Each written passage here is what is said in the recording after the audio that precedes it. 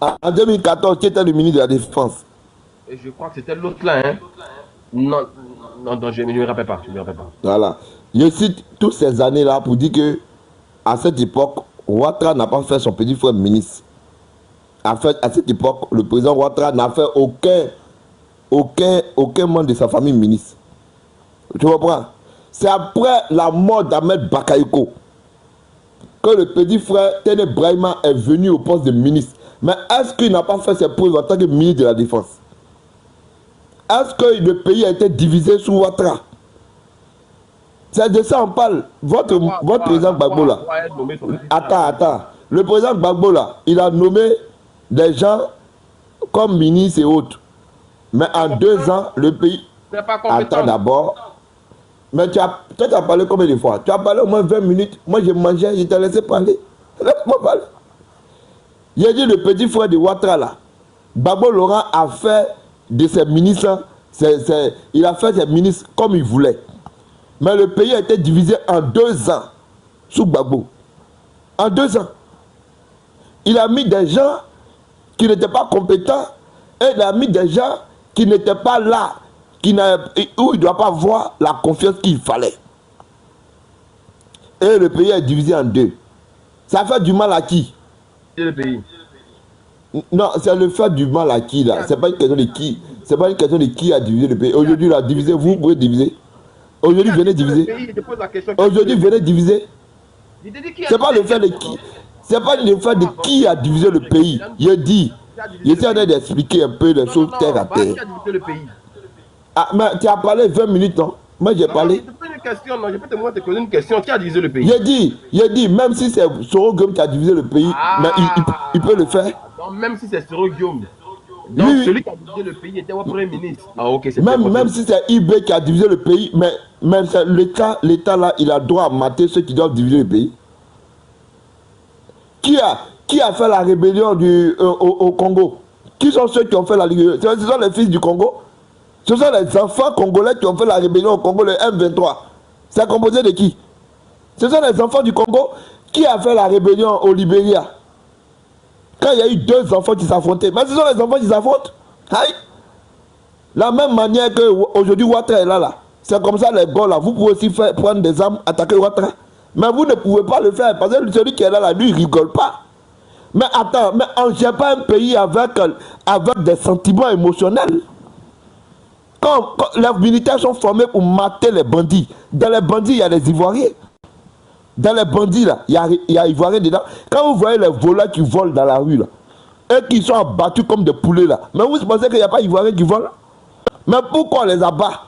Mais c'est parce que l'État dit, un voleur qui a volé, et puis il a une arme, et qui attaque le policier a droit à répliquer. C'est ça qu'on appelle la légitime défense. On ne dit pas non, comme c'est un Ivoirien, on ne va pas tirer sur lui. Non, hein? L'État n'est pas un champ de cacao.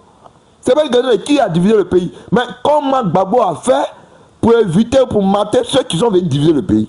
Qu'est-ce qu'il a fait? Ce sont les enfants du pays qui divisent toujours un pays. Fidel Castro au Cuba. Qui a renversé le régime cubain?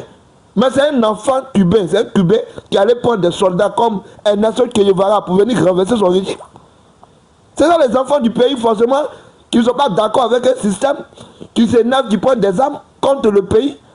Mais le problème, c'est quand tu es un gouvernement responsable, tu dois prendre tes responsabilités pour mater ceux qui prennent des armes contre le pays. Parce que c'est ce qu'on appelle hors la loi.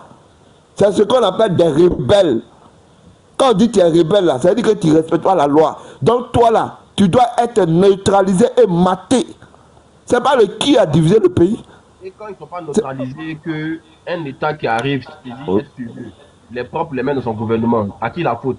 Entre celui qui n'a pas, peut-être, il n'est pas arrivé à les mater, et celui qui les propre les mains d'un gouvernement, à qui la faute? Il est pas de répondre. Oui, pourquoi répondre? Non, cette question est posée. Ah, tu ris, hein? Mais ça c'est le plus nul. C'est celui qui n'a pas gagné la guerre. C'est celui qui n'a pas gagné la guerre qui arrive à signer des conventions avec des rebelles. Tu as vu la mais oui. C'est parce qu'il n'a pas gagné la guerre qu'il a signé des conventions d'accord avec les rebelles. S'il avait gagné la guerre, il n'allait pas s'asseoir sur une table de discussion et puis mettre Soro Guillaume comme ministre. Lui-même, il a dit, j'irai à Abidjan dire à mes frères que j'ai perdu la guerre. Voilà pourquoi il fait des compromis. Il a dit, quand on fait un compromis avec les rebelles, c'est qu'on a perdu la guerre. Je dis, entre celui qui a perdu la guerre et puis celui qui a gagné d'après lui les élections de façon équitable, puis il prend celui ceux qui ont créé à diviser le pays, mais tuer les frères ivoiriens, les frères, les mettre dans le gouvernement. Entre les deux, qui a réellement faussé? C'est ce qui te pose c'est la personne qui te pose. Il n'a pas compris ta question là. Entre celui qui a perdu la guerre face à ceux qui sont venus attaquer la Côte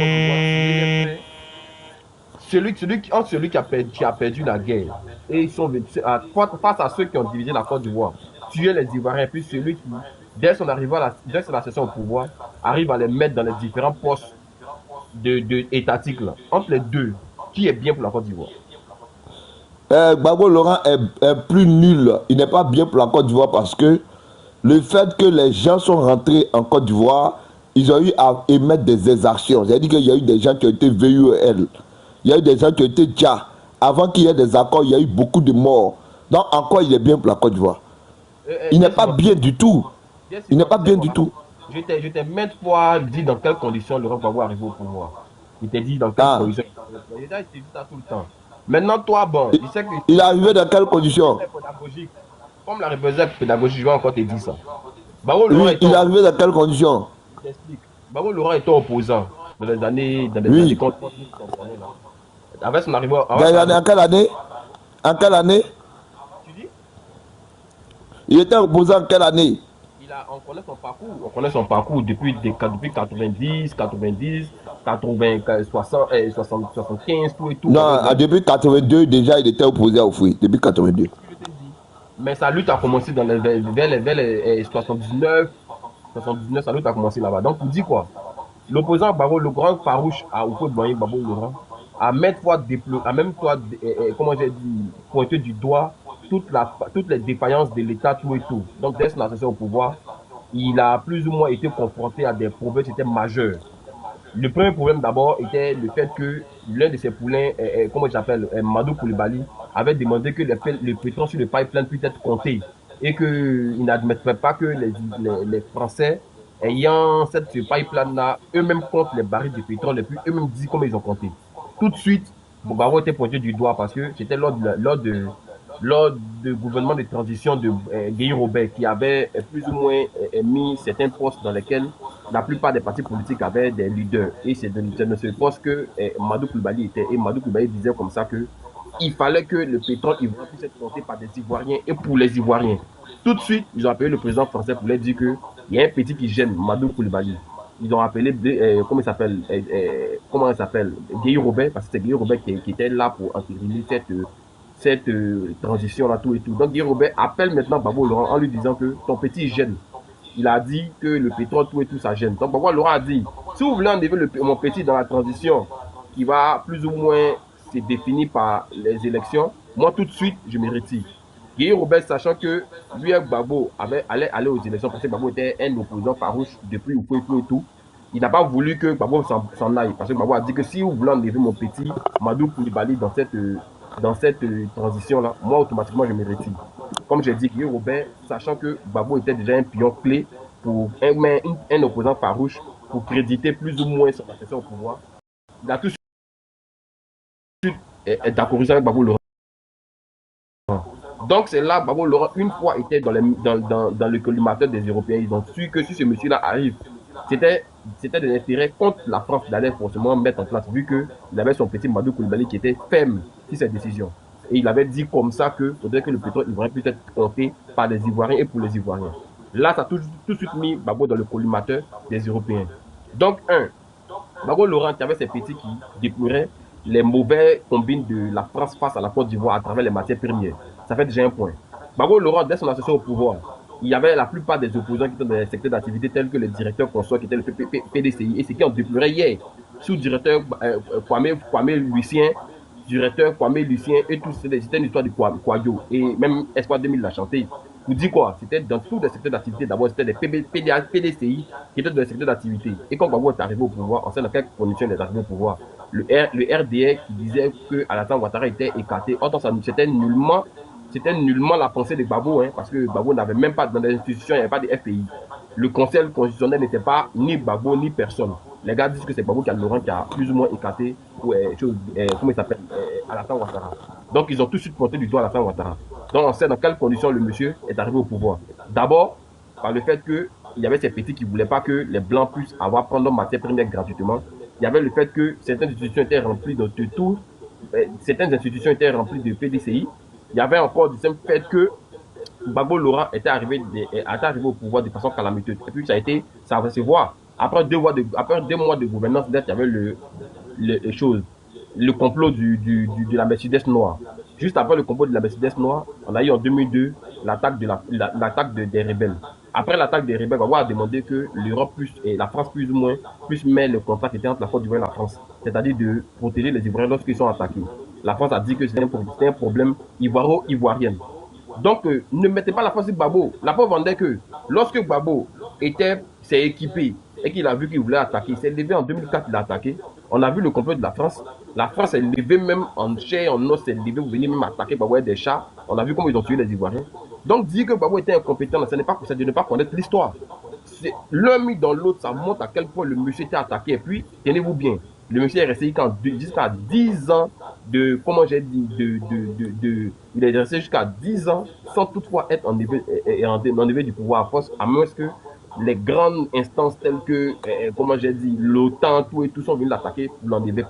Et puis, c'était pas que seulement quelque chose, hein, que la France, hein, il y avait le Burkina Faso, il y avait le Niger, il y avait le Mali, il y avait la Guinée. Tu vois un peu, le témoignage de Tiani le montre.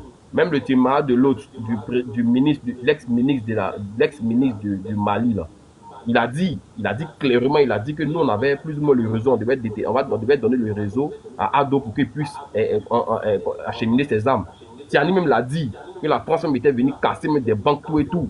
Tu vois un peu, donc ça montre dans quel état Gbagbo Laurent était plus ou moins attaqué de partout. Mais l'homme étant un vaillant combattant, a tenu jusqu'à ce qu'on voit ce qui s'est passé.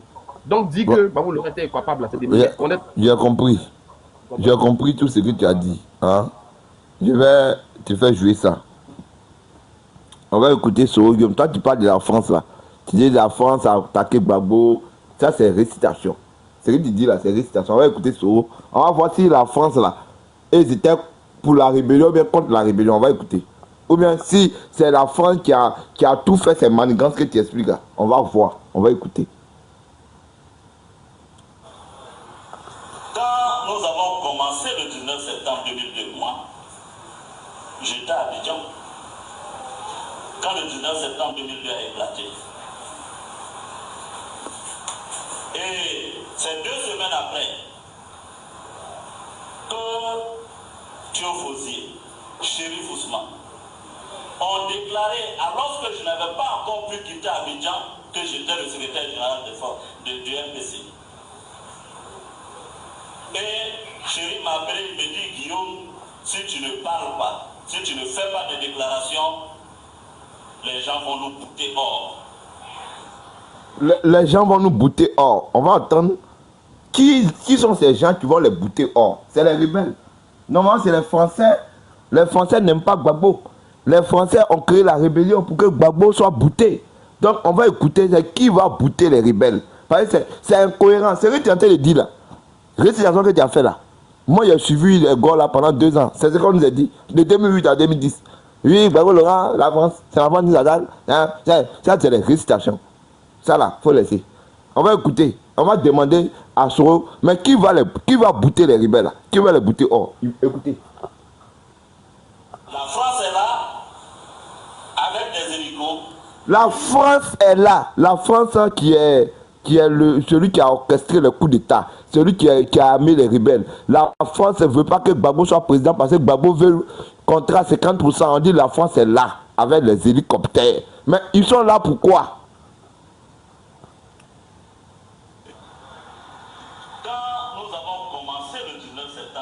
Attends d'abord.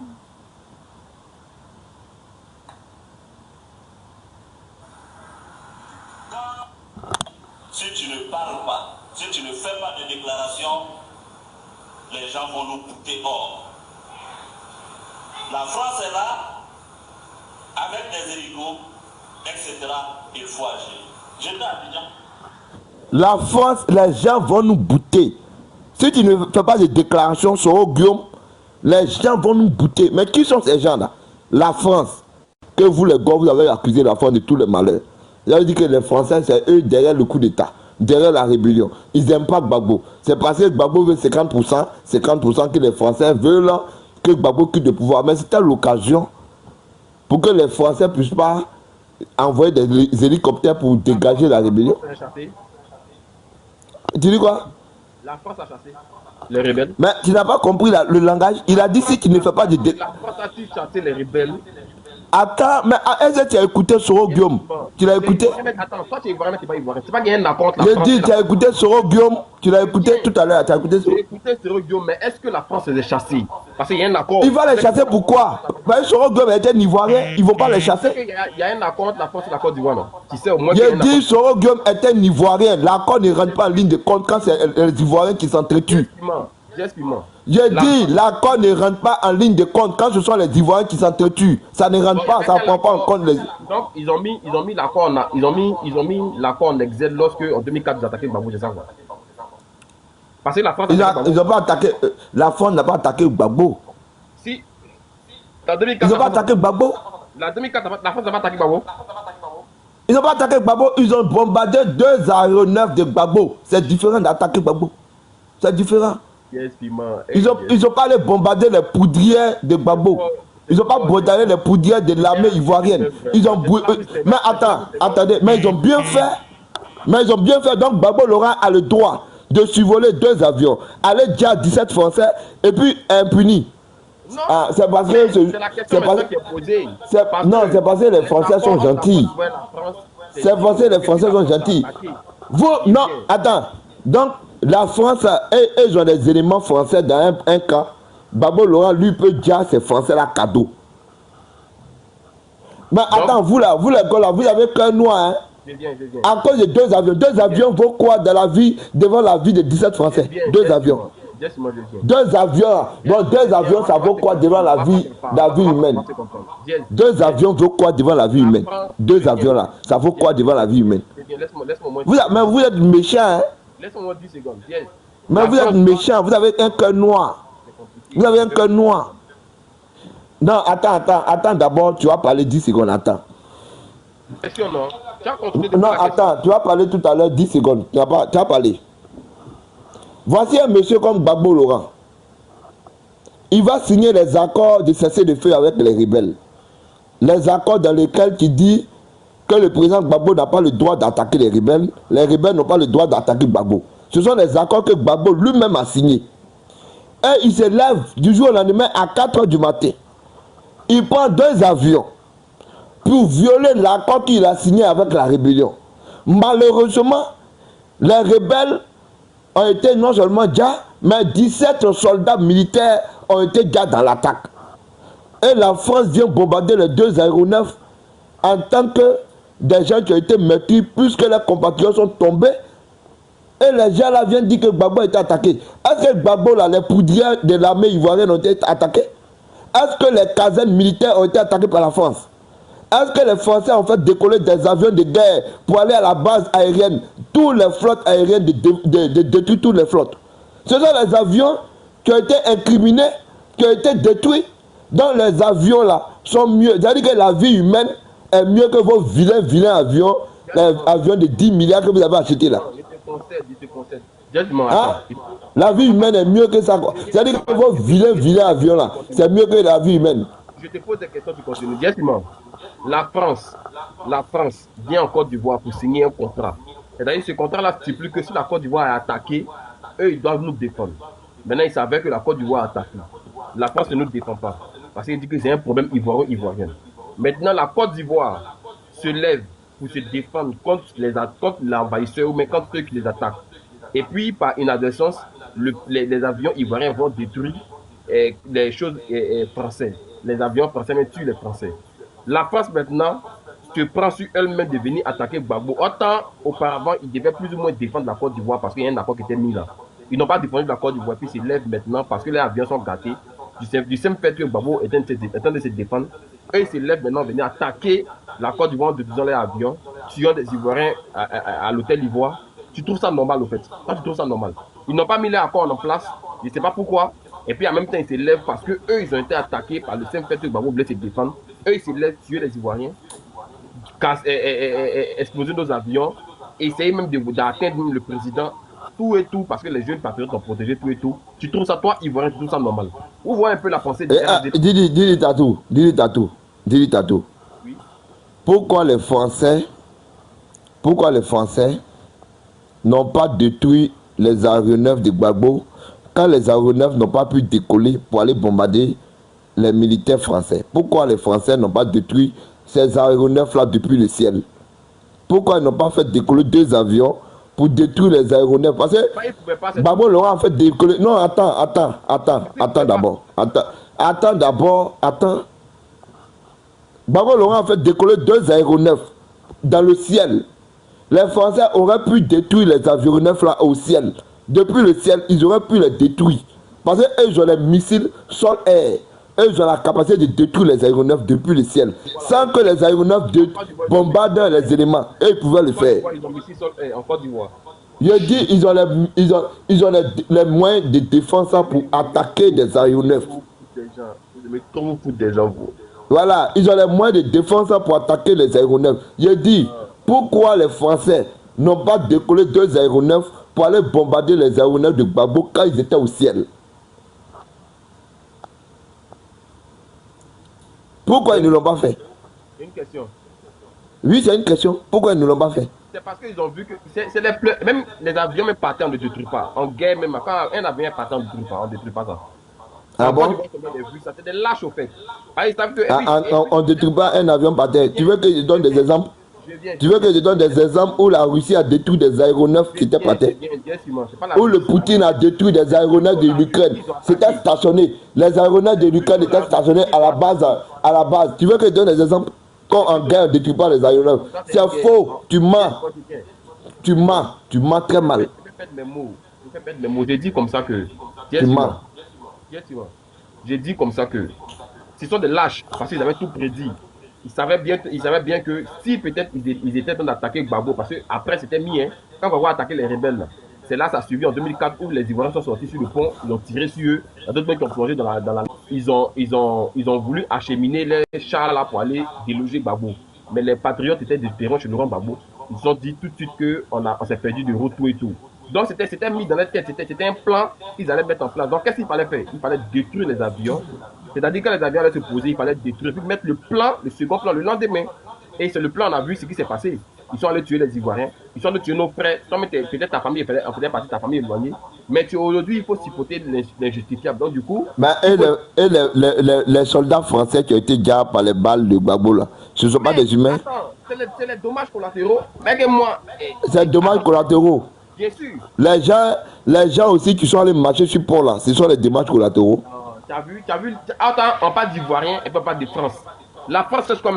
mais tu as dit c'est les dommages collatéraux. Tu as dit que les Français qui sont assis dans les casernes, et ils étaient dans les mailles foutus, et ils ont pris bombe pour venir les bombarder là. Et c'est les dommages collatéraux, c'est normal. On les demandait de faire rentrer en vigueur l'accord qui disait que lorsque la Côte d'Ivoire attaqué, eux devaient rentrer en vigueur. Quel accord? L'accord là disait quoi? L'accord là dit que la Côte d'Ivoire attaqué, il faut que une force étrangère, il faut tout de suite que la force nous défende. C'est au gueule mes forces étrangères. Oui, tu dis? Tu dis? C'est au gueule il est force étrangère. Mais ils ne sont pas quittés au Burkina pour venir. Il est force étrangère. Ce sont les soldats burkinabés qui ont attaqué la Côte d'Ivoire. Sont-ils pas quittés au Burkina pour arriver? Il dit. Est-ce que ce sont les militaires burkinabés, c'est-à-dire que de l'armée burkinabé, qui sont rentrés en Côte d'Ivoire pour attaquer la Côte d'Ivoire? Il faut me répondre. Ils sont quittés où au ciel? Je demande si ce sont les soldats militaires officiels burkinabés qui ont attaqué la Côte d'Ivoire. C'est ce que je demande. ma question Je demande, je dis, quand il dit ils sont quittés au Burkina là, la question que je pose là, est-ce que ce sont les soldats militaires burkinabés qui ont attaqué la Côte d'Ivoire, des soldats militaires officiels burkinabés qui sont rentrés, qui ont attaqué la Côte d'Ivoire, oui ou non? Yes, Simon. J'ai dit. Je pose la question, il faut répondre. Est-ce que ce sont les soldats militaires burkinabés qui ont attaqué la Côte d'Ivoire, oui ou non? Non, mais il y avait beaucoup de Burkinabés dans cette armée là. Je dis ce sont les soldats, non. Ça veut dire que le conflit là ne concernait pas deux États. Tu veux le témoignage de l'autre là? Je dis, le conflit là ne concernait pas deux États, mais le conflit concernait entre Ivoiriens et Ivoiriens. Voilà pourquoi Sorogum a dit ici, c'est pas moi qui dis, c'est pas moi qui dis, c'est pas moi qui dis, quand on parle français là, quand on parle là, il faut écouter la langue, il faut écouter la langue. Il a parlé là, ou bien toi tu comprends pas la langue française? C'est qui les soldats burkinabés qui étaient dans la rébellion? Tu n'as pas compris. Il y a un aussi. Pardon, faut écouter, pardon, écoutons ça. Nous avons commencé le 19 septembre 2002. Moi, j'étais à Abidjan. Quand le 19 septembre 2002 a éclaté. Et c'est 2 semaines après que Théophosy, Chérif Ousmane, tous ceux qui la tête de citer, ce sont les Ivoiriens. Théophosé, Chérif Ousmane, ce sont les Ivoiriens à la tête d'une rébellion. Je dis bien, ce ne sont pas les Burkinabés. Ce sont les Ivoiriens qui étaient chefs de la rébellion. Tous ceux qui citent. ont déclaré, alors que je n'avais pas encore pu quitter Abidjan, que j'étais le secrétaire général du MPC. Et Chérif m'a appelé, il me dit, Guillaume, si tu ne parles pas. Guillaume, si tu ne parles pas, quand on met le si, quand on met le si, ça veut dire que c'est une conditionnalité. Guillaume, si tu... Chérif était quoi? C'est un Ivoirien. C'est un Ivoirien. Mais pourquoi maintenant demande que Guillaume parle si lui il est Ivoirien? Pourquoi lui ne parlait pas? Voilà. C'est parce que c'est un militaire, il ne parle pas français. Ah, il ne parle pas français. C'est lui aujourd'hui. Il ne parle pas bien français. Non, pas il ne parle pas bien français. Chérif Ousmane, oui, et aujourd'hui il est chef d'état-major. Je dis, Chérif Ousmane là. Quelqu'un qui ne parle pas bien français. Chérif Ousmane là, à l'époque de la rébellion là, il ne parlait pas bien français, mais depuis que Ouattara est là, il est allé à l'école. Hier seulement en 2002 là. Oui. 2002 là, lui il est parti à l'école où? Oui. Je dis, depuis que Ouattara est là, il a pris, depuis que Ouattara est là, il allait prendre des professeurs de français pour l'instruire à la maison. Tu dis quoi? Ah? Depuis que Ouattara est là, il a payé des professeurs, il vient lui donner des cours à domicile. Un chef d'état-major qui n'arrive pas à parler français, non, Côte d'Ivoire. Voilà. Voilà. Donc, voilà pourquoi il te répond. Côte d'Ivoire, chef d'état-major là, il est obligé de parler français. Il peut parler anglais. Tu ne fais pas de déclaration, les gens vont nous bouter hors. Les gens vont nous bouter hors. Oui, c'est normal que la France... Montre-moi la vidéo où il a dit la France. Il n'a pas dit les gens. Il dit les gens, c'est pas forcément la France. Attends d'abord. Tu vas écouter. La vidéo où on dit la France. Tu vas écouter, France va sortir dedans. Tu es pressé. Tu vas écouter. Quand on dit les gens vont nous bouter hors, c'est normal. L'accord que tu expliques là, c'est normal. Les Français doivent normalement faire des cas. Il a nullement dit la France. Arrête. Il a nullement dit la France. Attends d'abord. Attends. C'est moi, mais c'est ma vidéo là. Il va t'attendre non français dedans, tu attends la France dedans. Tu attends la France. Attends alors. Il dit, si réellement ceux qui ont attaqué la Côte d'Ivoire n'étaient pas des Ivoiriens, l'accord que tu as parlé de défense allait être déclenché. Parce qu'ils n'étaient pas des Ivoiriens. Mais on se rend compte que ceux qui sont à la tête de la rébellion sont Ivoiriens. C'est des mécontents de l'histoire de la Côte d'Ivoire. C'est des mécontents, mais ils ne pensent pas que toi tu es Ivoirien. Si tu penses que la France va se lever, venir attaquer un président qui veut le bien de sa population, c'est que toi, tu n'es pas africain. En fait, c'est ça le problème. On va continuer avec ça. Je ne suis pas Ivoirien. Vous, les vrais Ivoiriens, là, vous n'allez pas gérer le pays. Ouais, je ne suis pas africain, je suis un Burkinabé, je suis un Malien, je suis un Chinois. Moi, il y a la peau violée. J'ai compris. Oui, il y a la peau violée, je suis Chinois. Laisse-moi finir. Didi Tatou dit, je suis chinois. Il dit, je ne suis pas ivoirien, je ne suis pas africain, je suis chinois. J'ai compris mon frère. Si toi, tu penses que la France va se lever pour venir attaquer un président qui veut le bien de ta population, c'est que toi, tu n'es pas africain. D'accord, on a compris. On va écouter Guillaume Soro. Écoute, hein. Avec des hélicos, etc., il faut agir. J'étais à Abidjan. C'est là la responsabilité. Sachant que déclarer que je suis secrétaire général du MPCI à Abidjan et qu'il faudrait à se laisser mourir, je l'ai fait. Quand j'ai déclaré que j'étais le secrétaire général du MPCI, quelques jours après, j'ai demandé à Licorne de m'exfiltrer d'Abidjan. Le général Ben a refusé. C'est sûr. Attends, on répond. Je vais attendre le mot français là. Et puis il a enlevé la vidéo. Il a parlé de la France. En septembre 2002, moi, j'étais à Abidjan. Quand le 19 septembre 2002 a éclaté. Et c'est 2 semaines après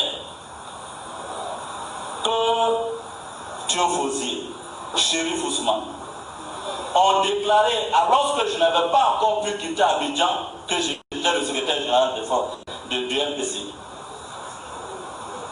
Et Chérif m'a appelé, il me dit, Guillaume, si tu ne parles pas, si tu ne fais pas de déclaration, les gens vont nous bouter hors.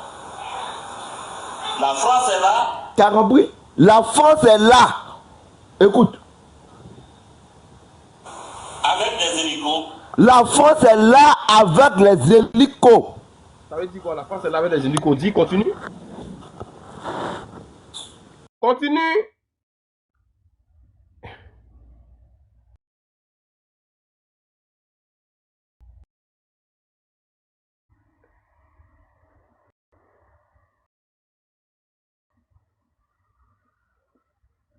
Tu as coupé ton micro, hein, Jess.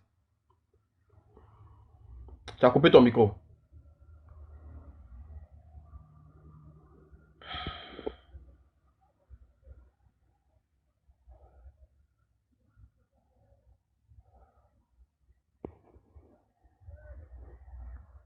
Tu as coupé ton micro, tu as coupé ton micro.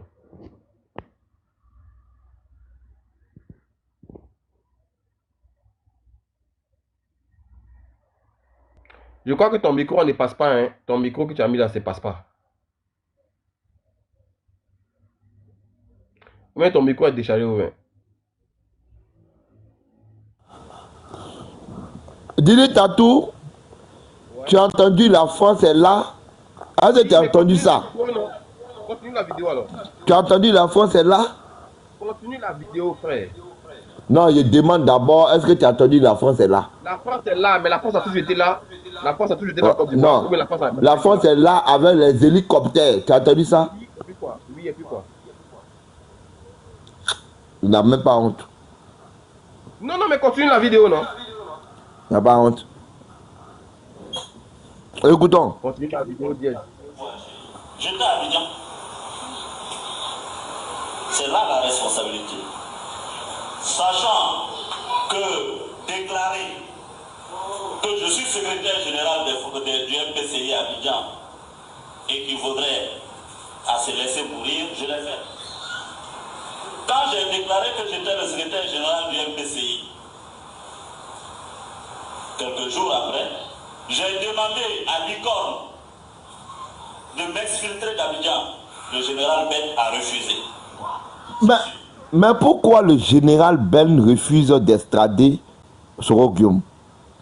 Étant donné que les Français, leur objectif est de bouder, et ce sont eux qui arment les rebelles, ils sont derrière la rébellion. Mais pourquoi le secrétaire général de la rébellion, lui-même, qui demande à la France, son partenaire, de l'exfiltrer, les Français disent non, non, non, on ne peut pas t'exfiltrer. Pourquoi? Tu as vu que il faut un peu élever le niveau. Faut un peu élever le niveau. Le fait que Soro Guillaume, qu'ils avaient pris comme porte-parole pour pouvoir justifier l'attaque des rebelles, veut partir là automatiquement. On va laisser les étapes pour dire que. Mais celui qui est le porte-parole là est sorti. Comment vous ne voulez pas mettre les accords en place? Parce que là, maintenant, c'est un Ivoirien qui nous attaque, vu qu'il est l'Odéon. Donc, tout de suite, là, ils ont fallu mettre le point commun en place pour ne pas laisser sortir Soro Guillaume. Parce que s'il sortait là, c'est comme si c'était pas lui, il faisait partie de la rébellion. Donc, il fallait qu'il soit sur le territoire ivoirien. Voilà pourquoi vous l'esprit triste. Ça c'est les suppositions des gars. Ah, ok, il n'y a pas de souci. Maintenant, on appelle ça supposition. On va écouter. Non, On va écouter. Vous reconnaissez que Soro Guillaume, c'est lui qui était à la base de toute la déstabilisation du pouvoir de Gbagbo. Et c'est après cette déstabilisation du pouvoir de Laurent Gbagbo que Alassane Ouattara est arrivé au pouvoir. Donc Soro Guillaume est pour 80% pour la cession du pouvoir d'Ado au pouvoir actuel. Tu es d'accord avec moi, non? Non, je ne suis pas d'accord avec toi. On va écouter la vidéo. Vous ne pouvez pas me laisser à Abidjan et dire, ah, monsieur le secrétaire général, la France ne peut pas prendre le risque de vous sortir d'Abidjan. Et si c'est sûr, on va détruire nos héritiers, on va s'apprendre à la communauté française. J'ai demandé à la CEDEAO, à l'époque, c'était le ministre des Affaires étrangères du Sénégal, Gadjo. J'ai dit, je demande que vous puissiez m'exfiltrer d'Abidjan. Il m'a dit, Guillaume, j'ai vu à paix à son âme le général Diarra du Mali et Ibn Chambas de l'ECOWAS. Pour t'extraire, ce n'est pas possible. J'ai coupé mon téléphone et je me suis retrouvé face à ma responsabilité. Bon, là maintenant il parle de la responsabilité, mais on va écouter cette vidéo de Gbagbo rapidement. Bon, dis-lui à tout, tu sais, bon, moi il ne sait pas tu as quel âge. Moi il ne connaît pas ton âge, tu vois non. Mais il faut te dire que affaire de Gbagbo là, moi j'ai suivi Gbagbo pendant 2 ans et demi. De 2008 à 2010, c'est ce que tu dis là, narratif. Toi un rebelle. Narratif que tu dis là. C'est ce que tu dis là. Nous là, on nous a dit ça pendant 2 ans dans les Agora Parlement. Moi je te dis, c'est pas on dit. Moi j'allais, il y a un Agora Parlement à Bobo, au dépôt 9, au dépôt là. À Bobo, moi j'allais là-bas tous les mardis et jeudi et vendredi. Dépôt 9 c'est où? À Bobo là, au dépôt là. Quand tu vas à Bobo, il faut demander PK. On n'arrive même pas à PK, tu dis dépôt. Il faisait les Agora Parlement au dépôt 9. À l'époque, il y avait un espace là. Aujourd'hui, il y a une station qui est là.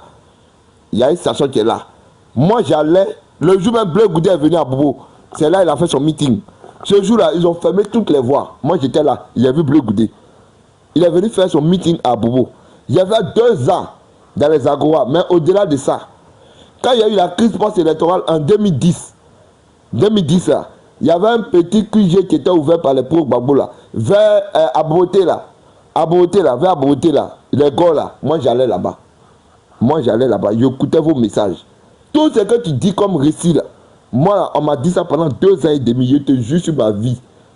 Quand je suis allé à Beauville, quand tu arrives là, à la statuette de Marie, au rond-point d'Agboville là, il y avait un Agora Parlement là. Le ministre à l'époque, c'était pas ministre, il était le DG de la Sota qu'on appelait Até Philippe. C'est lui qui venait par moment être l'orateur pour venir nous donner des informations. C'est pas on dit, c'est pas une question de rebelle. Moi, j'ai jamais pris des armes. Moi, j'ai jamais été dans la zone CONO. Moi, j'étais à Abidjan. Moi, j'ai fait toute ma vie à Abidjan. Moi, j'ai vécu à Abidjan. Je suis né à Abidjan.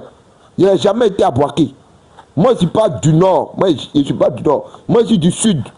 Je suis d'Agboville. Vous comprenez? C'est que moi, ils m'ont dit sur les rebelles là. Moi, je dis si les rebelles viennent dans nos villages, ils vont nous tuer nous tous. Moi, c'est ce qu'il a mis dans ma tête. Mais je te jure, quand les rebelles sont arrivés dans mon village là, ils ont tué personne. Au contraire, ce sont eux-là qui nous surveillaient. Ce sont eux qui nous surveillaient. C'est-à-dire que quand on partait au champ, on les voyait devant là. Et il veut dire qu'ils faisaient la garde. Je suis quitté à Beauville pour venir à Abidjan. Tout ce qui était corridor, mais c'était les FSI. C'était les FSI. Tu comprends? Donc votre narratif là, Nous, on a écouté ça pendant 2 ans. Faut changer de disque. Tu as fait de la France, Gbagbo Laurent, parce que la France c'est faux, c'est mensonge, c'est deuil. Donc pour toi, les rebelles n'ont fait aucune des actions. Quelle intention ils avaient? Donc pour toi, les rebelles n'ont fait aucune exaction en Côte d'Ivoire. C'est pas une question de non faire aucune exaction. Une rébellion fait des exactions. Ah bon? Une rébellion là. Une rébellion fait des VUOL. On fait passer les rebelles là pour des chouchous. Je dis, une rébellion fait des exactions. Une rébellion fait des VOL. Voilà pourquoi quand il y a une rébellion qui naît d'un pays, le président des exercices doit les mater. Il ne doit pas signer des conventions, des accords. Maintenant, quand le président en exercice ne les mate pas et qu'il y a un autre président qui vient... Non, mais ce n'est pas le rôle d'un autre président qui doit les mater. Parce que les accords ont été signés. Ce n'est pas le rôle. C'est pas le rôle. Si Ouattara avait été attaqué par une rébellion, et que Ouattara n'a pas maté la rébellion, la faute à qui? À Ouattara. Mais vous avez signé des accords avec les rebelles, vous avez collaboré avec les rebelles, vous avez mangé avec eux, vous avez même dit que le ministre Sorogom était le meilleur premier ministre de toute la Côte d'Ivoire. Pourquoi vous voulez que Ouattara les mate? Au nom de quoi et pourquoi? Diaz, s'il te plaît, demande 30 secondes. Diaz, tu sais, quand on parle sur un panel, il y a des choses qui sont évidentes. Il y a un simple exemple. Regardez un simple exemple. La France est pour Gbagbo d'après vous. Et puis, il y a lieu de vouloir choisir entre celui qui est pour celui avec qui la France est et celui avec qui la France n'est pas. Tu sais, la logique demande que la France doit attaquer celui avec qui elle n'est pas que d'attaquer celui avec qui elle est. Vous, dans vos deals, chez vous, Gbagbo a signé tous les contrats avec la France et que la France est pour Gbagbo. Gbagbo a plus donné des titres en Côte d'Ivoire lorsqu'il était président que Ado. Mais comment se fait-il que la France qui est avec Gbagbo vient attaquer Gbagbo à la dernière minute? Vous voyez, c'est des choses qui sont évidentes. C'est vrai que Gbagbo a perdu les élections, il a refusé de céder le pouvoir. Je viens. Il a perdu, il a refusé. Tout le monde a reconnu qu'il a perdu. Gbagbo dit il ne quitte pas. Je vais revenir quelque part. Voilà pourquoi il a été attaqué. Je viens. On ne peut pas venir prendre des insanités ici. C'est la réalité, c'est la vérité. C'est pour essayer de comprendre. On ne peut pas concevoir qu'il y a des choses qui sont factuelles, des choses qui sont réelles, et tu vas contre nature. Non, on ne peut pas accepter ça. Vous dites que Gbagbo est un gars qui a donné plus de contrats à la France que Ado. Vous dites que Gbagbo, c'est lui qui a signé plus de contrats à l'échange que Ado. Mais comment se fait-il que lorsque la France doit choisir une personne entre Gbagbo et Ado, il choisit Ado de Gbagbo? Vous voyez un peu l'incohérence? Mais ce n'est pas une incohérence. Ce n'est pas une incohérence. C'est pas une incohérence. Il y a eu une élection où la CEDEAO a dit que c'est Ado qui a gagné. L'Union africaine a dit que c'est Ado qui a gagné. L'ONU a dit que c'est Ado qui a gagné. Donc vous voulez que quoi? La France doit bombarder Ado au détriment de Gbagbo, celui qui a gagné les élections. Donc la France doit bombarder celui qui a gagné les élections. C'est vous, vous êtes incohérent. C'est vous, vous êtes incohérent. La France bombarde celui qui a perdu les élections. Gbagbo Laurent a perdu, il a accroché comme un akpani, il a été bombardé. Il a été bombardé parce que c'est normal qu'il soit bombardé. Et ce n'est pas aujourd'hui que ça se passe. Yaya Jammeh, le président de la Guinée, a été débouté par la CEDEAO, par la force de la CEDEAO. Et ils ont raté Gbagbo. Prochainement, il n'a qu'à venir encore. Il voulait mamayer Ado. Il voulait le mamayer. Ma question est légitime. Qui a gagné les élections 2010? C'est Alassane Ouattara, Draman. Mais quand on gagne les élections, là, c'est dans les unes, mais c'est avec les âmes. C'est dans les unes, c'est pas il a gagné dans les unes que Gbagbo a refusé, on l'a bombardé. Quoi de plus facile entre recompter les élections ou faire la guerre? Mais on compte quelle élection, quelle voix on doit compter? Ah, mais il y a bel et bien vote. Mais Ado, il a gagné. C'est écrit dans quelle loi qu'on doit compter les voix quand il y a des problèmes? C'est écrit où? Mais attends, pour vous, là, c'est compliqué. Donc, tu veux bien comprendre, les élections doivent se prendre par les armes. C'est écrit où quand on doit compter les voix? Quand il y a recomptage, quand il y a un problème, on compte ça où? Tu as vu, les RHDP, il y a un problème de votre tête, hein? Attends, mais je me demande où c'est écrit, dans quelle loi? Parce que la loi sur les élections est claire. La loi article 84 du code électoral, écoute, article 84 du code électoral est clair. Quand il y a les exactions, des cas d'irrégularité graves, on annule les élections. C'est ce que la loi dit. La loi dit que quoi? Quand on constate des tricheries, des vols d'une, des casses d'une, des exactions, on annule les élections.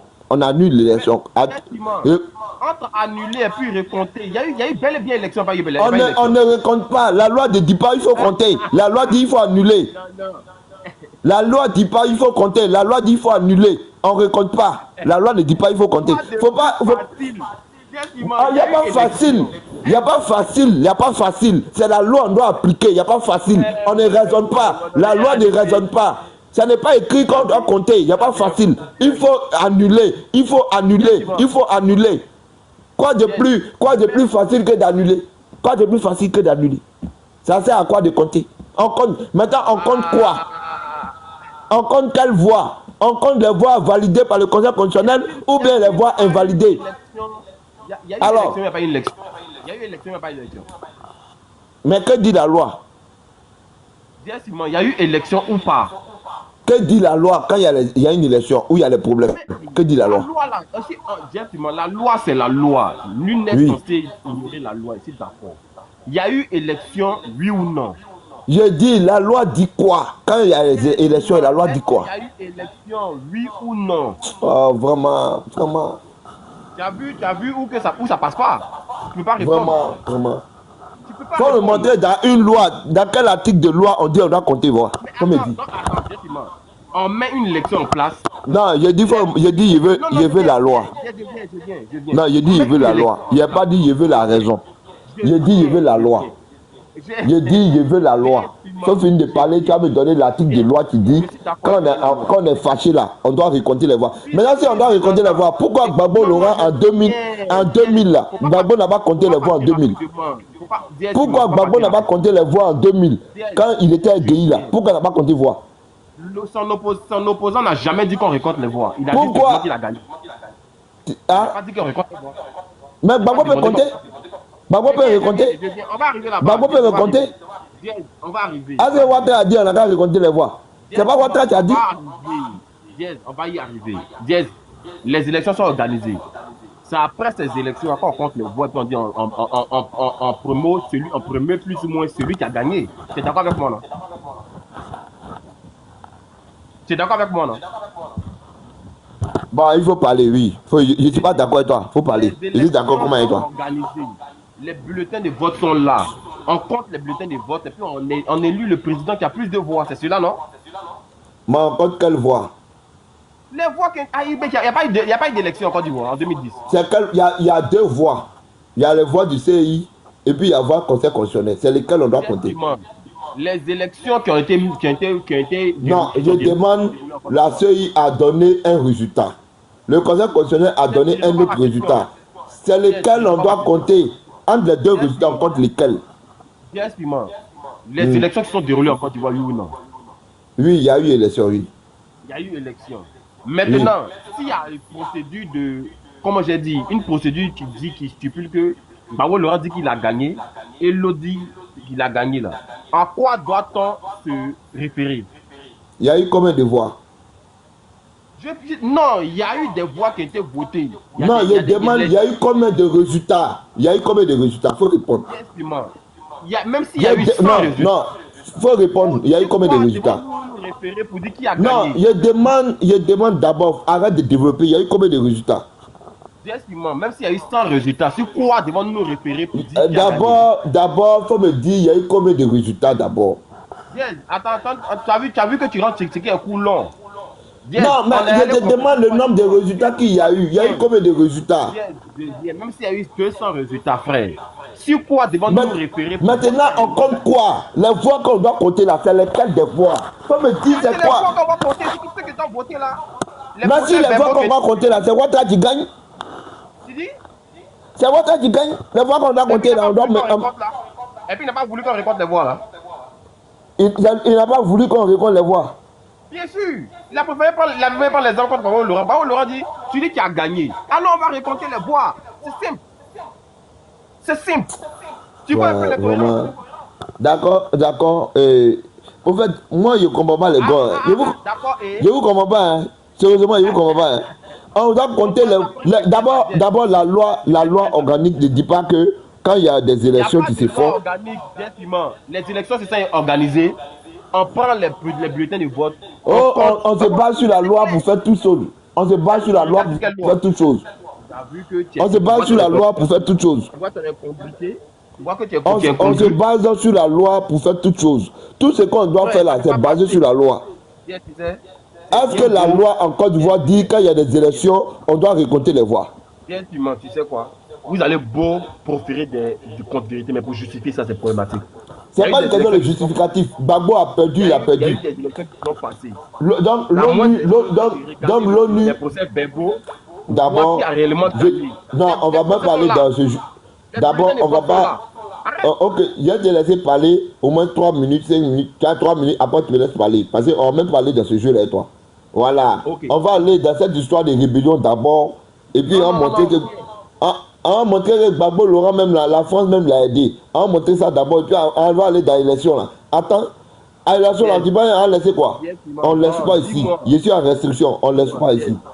Non, il faut parler, tu as 3 minutes. Il faut parler, tu as 3 minutes. Tu vois, comme je le dis, hein, c'est bien beau de proférer des contre-vérités, mais justifier ça, c'est tout un problème. Les gars veulent se référer à la loi. La loi qui stipule que lorsqu'il y a eu peut-être incompréhension sur peut-être des élections, il faut tout de suite reprendre ces élections-là. Mais, quelle a été ces incompréhensions-là? Il y a eu plus ou moins de votes. Il y a des bulletins de vote qui sont là, il y a des procès verbaux qui sont là. Donc, s'il y a lieu de vouloir plus ou moins s'étendre sur la question de qui a réellement gagné les élections, c'est tout de suite de prendre des procès verbaux les plus recomptés pour voir. Parce que pourquoi? Le plus souvent, le RADP met en avant le fait que certaines personnes, il faut reprendre les élections, parce que c'était flagrant. Dans le nord du pays, sur les procès verbaux, là, il y a des noms, il y a des inscrits qui sont, il y a des plus ou moins des résultats des inscrits qui sont, comment j'ai dit, élevés que ceux du résultat final. Vous comprenez un peu? Donc, du coup, c'était tellement flagrant qu'ils ne pouvaient pas prendre ça pour venir raconter parce que normalement, ces procès verbaux-là allaient être plus ou moins écartés des élections parce qu'on ne peut pas concevoir que le nombre de votants est plus beaucoup que le nombre d'inscrits. C'est-à-dire, il y a 20 personnes qui sont inscrites sur la liste et il y a 30 personnes qui ont voté. Ça là, il n'y a pas à faire de répondre des élections, c'est tout de suite écarté. Donc, s'il devait peut-être plus ou moins se baser sur le recomptage des voix là, automatiquement le RADP était à côté. Et ça, je vais même encore plus loin. Ça s'est passé encore à la CPI. La CPI, c'était clair. Il fallait juger si celui qui a réellement perdu les élections. Mais à la CPI, eux, sachant que la loi allait être appliquée là-bas, ils n'ont pas voulu juger si qui avait gagné les élections. Ils ont tous jugé si qui a plus ou moins plus ou moins fait des exactions. Parce que si on avait dit que qui avait gagné les élections, automatiquement, Gbagbo était vainqueur. Parce qu'ils allaient prendre plutôt les procès verbales là pour essayer de plus ou moins récolter et à d'autres hommes. Donc, du coup, il était là à CPI, ils n'ont tout de suite pas voulu le juger sur le fait que c'est lui qui avait plus ou moins gagné les élections. Vous voyez un peu l'incongruité. Et c'est ça le RHDP se base. Non, c'est Ado qui a gagné. Mais si Ado avait gagné, les procès verbaux qui sont là, reviennent en les comptant. On les compte et puis il a gagné. Ça s'est passé plusieurs fois aux États-Unis. Et puis, c'est pas où là? Dans quel pays là? Ça s'est passé plusieurs fois lorsque ils ont été confrontés à ces mêmes choses là. Vous comprenez un peu? Donc, avoir cette rhétorique de vouloir dire que non, elle doit gagner, que la loi dit que s'il y a peut-être un problème, il fallait que les Ivoiriens puissent refaire les élections. C'est pathétique. C'est pathétique. Normalement, il fallait. J'ai compris. Merci beaucoup, Didi. Je finis. On a fait une élection. Lorsqu'on finit l'élection, s'il y a peut-être juste procédure de vouloir contredire tout et tout, vous venez récolter les voix pour voir qui a réellement gagné. Il y a quoi? Bon, les gens ont voté. Il y a les procès verbaux qui sont là. Vous ne voulez pas récolter, mais vous voulez plutôt refaire les élections. Quand refaire puis récolter, de quoi est-il facile? Vous comprenez un peu? Ou bien Ado l'a contesté, c'est pas cette élection qu'il a gagné. C'est l'élection 2010 qu'il a gagné, ou même c'est l'élection 2020 qu'il a gagné. On dit élection 2010, tu as gagné. Tu as gagné là, bien on récolte les voix pour voir qui a réellement gagné. Tu vois un peu? Donc il dit que quand on discute là, bien vrai, c'est pour essayer d'avoir raison. Mais il y a des choses qui sont significatives, des choses qui sont claires là. On ne peut pas discuter là-dessus. Donc Ado n'a réellement pas gagné les élections 2010. Parce que s'il avait réellement gagné ces élections qui Gbagbo conteste là, il allait récolter les voix et non reprendre des élections. Tu comprends un peu? Et ça, c'est clair. Donc, sur ce point-là, si tu veux m'apporter quelque chose, dis-moi pourquoi est-ce que Dado n'a pas voulu récolter le voix. C'est tout. C'est tout ce que je te demande. Merci. Ce qui me fait plaisir, c'est que Gbagbo ne va plus revenir au pouvoir. C'est ça qui me fait plaisir. C'est pas le sujet. Non, ce qui me fait plaisir, c'est que Gbagbo sera plus président de Côte d'Ivoire. Ça, jamais de la vie. C'est ça qui me fait plaisir. Ça me fait rire. C'est-à-dire que toi, tu es bêté de gagnois. Voilà pourquoi tu parles de Gbagbo seulement. Tu es bêté de Gagnois. Donc quand tu parles de Gbagbo, tu es excité. Gbagbo sera plus président. Si Gbagbo est devenu président en Côte d'Ivoire, c'est que c'est président du Mali. Mais quand si Gbagbo a gagné les élections, partez le mettre au pouvoir. Ça, ils envoient être président de la République de Côte d'Ivoire. Gbagbo a gagné en 2010. Voici le pouvoir là qui est là. Il est au plateau. Il est au plateau. Gbagbo est le président de la République. Partez installer votre Gbagbo là à la chaise du roi. Oui, il fait panel. C'est Gbagbo qui a gagné. Il n'y a pas de reconnaissance. Ça fait trop rire. Ça fait trop rire. Ah, bon, bah, les gars, il y a votre gourmet est lourd. Votre gourmet est lourd. Votre gourmet est lourd. Mais il y a vous présenter. Il parle du qu'il tremble. Il parle du qu'il tremble. Mais votre a perdu. Soro Diop dit votre a gagné. Lui seul dit votre a perdu. Bleu Goudé dit votre a gagné. Lui seul dit votre a perdu. Donc, toute la communauté internationale va dire votre a gagné. Gbagbo Laurent, lui seul, comme on doit récolter les voix, lui seul doit dire oui, on doit récolter les voix. Si on ne récolte pas les voix, c'est que c'est moi qui ai gagné. D'accord? Voilà pourquoi vous avez été bombardé là. Demain encore, venez encore. Ouattara va vous bombarder. Demain encore, venez. Venez encore. Vous n'avez pas dit que vous êtes têtu. Il y a pour la vidéo de Gbagbo qui parle de... Voilà, qui parle... On est sur la rébellion d'abord. Mon frère Didi Tadou, on est sur la rébellion. Voilà, on est sur la rébellion. Venez encore. C'est pas que Gbagbo, il a eu la chance, il est sorti vivant. Vous connaissez Ouattara, vous jouez à lui. Prochainement là, c'est pas bombardement, hein. On va déterrer la maison de Gbagbo là. On va l'emmener ailleurs. Venez, Nara, venez encore. On va écouter. On va écouter ça. On va écouter ça. Et au retour progressif de la paix. Nous étions dans cette attente lorsque les services de renseignement ivoiriens, dans une parfaite collaboration avec les services français, ont porté à ma connaissance un projet d'action terroriste visant au renversement de nos institutions. Ce projet consistait notamment à attenter à ma vie et à assassiner mes principaux collaborateurs. Si les Français étaient ceux qui étaient derrière toute cette machination pour faire tomber Gbagbo, pourquoi les mêmes Français vont déjouer un coup d'État qui portait atteinte à la vie du chef de l'État et de ses collaborateurs? Étant donné que ce sont eux qui sont derrière la rébellion, normalement, ils ne doivent même pas avoir la possibilité de donner les informations aux services secrets ivoiriens pour éviter que Gbagbo soit déjà.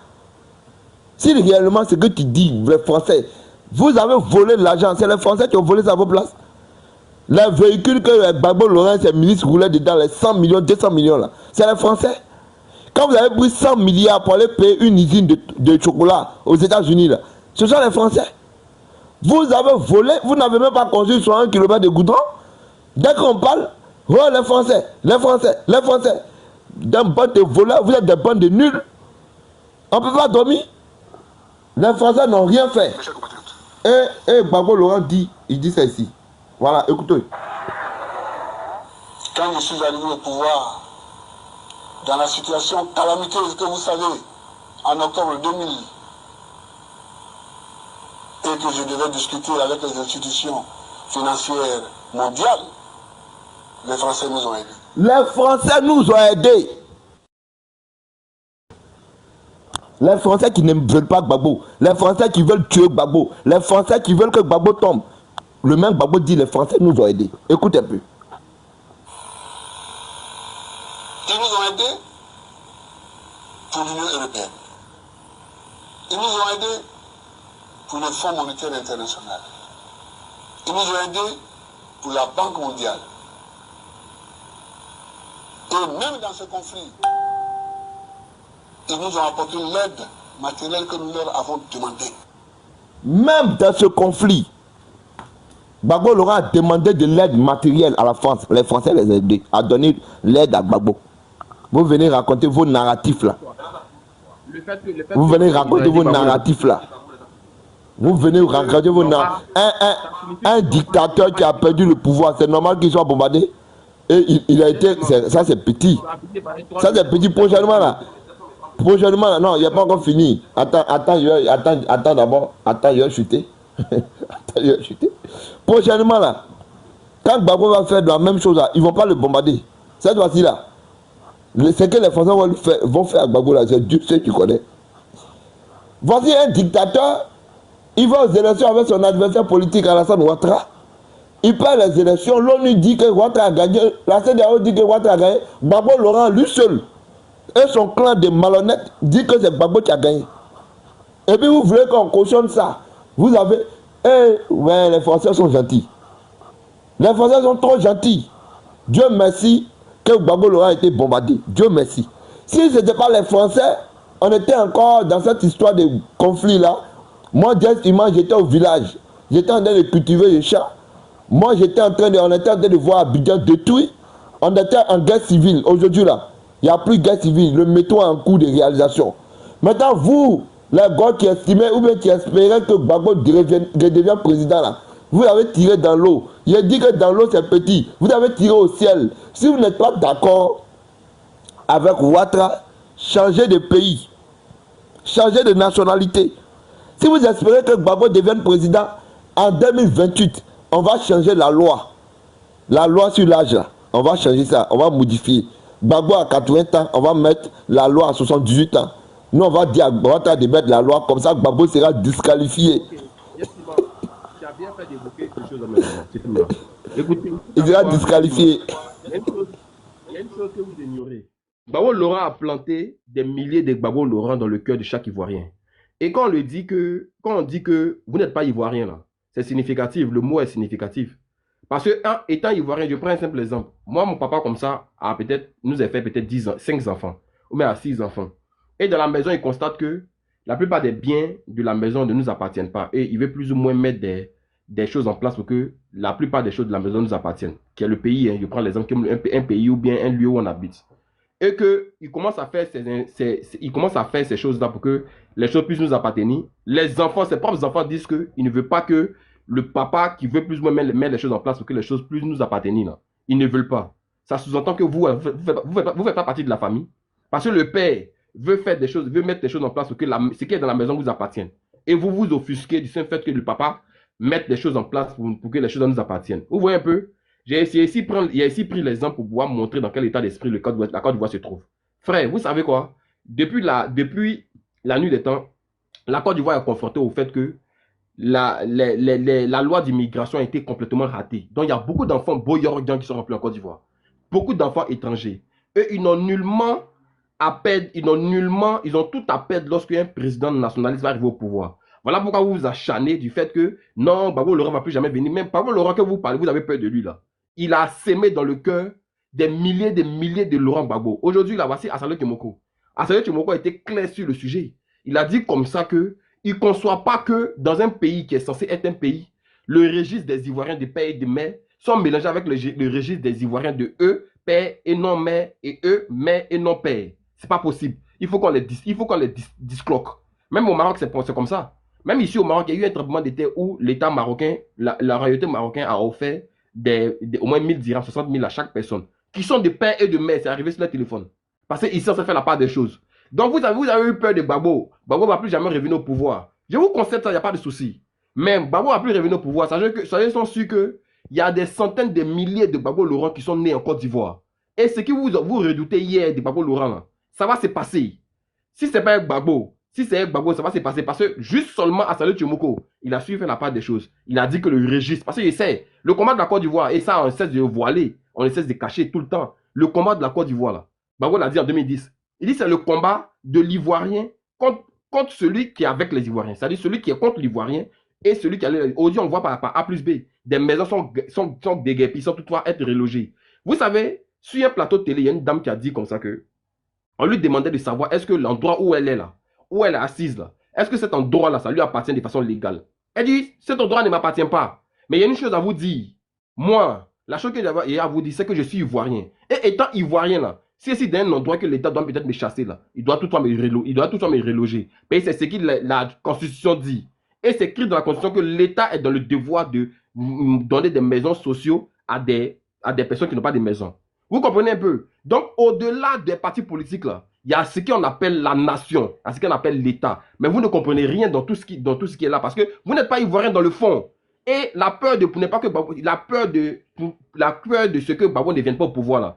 C'est pas que c'est quelque chose que vous n'êtes pas dans un parti politique, le PPACI, mais c'est parce que vous n'êtes pas ivoirien.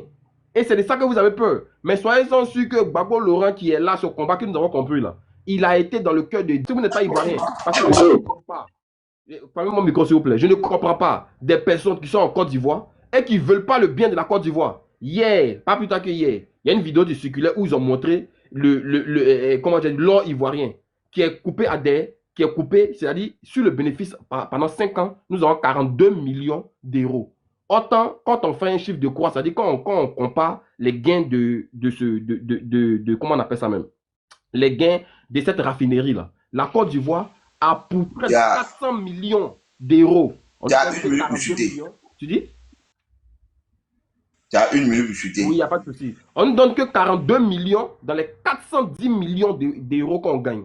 Vous voyez à quoi comment nous sommes pillés. Maintenant, il y a un président nationaliste qui dit que non, ça, il ne faut pas ça. Et qu'il y a des Ivoiriens qui viennent contre lui. Mais moi, je les prends comme des non-Ivoiriens. Et c'est clair. Et je l'ai dit au début de mon allocution. La Côte d'Ivoire a été confrontée à une immigration qui a été ratée. Donc, les enfants de Boyoro Djan, ce sont eux qui ne veulent pas que la Côte d'Ivoire puisse mettre une réelle politique d'immigration ou bien une réelle politique pour pomper ses matières premières au détriment de ses enfants du pays. Et là, on vous comprend.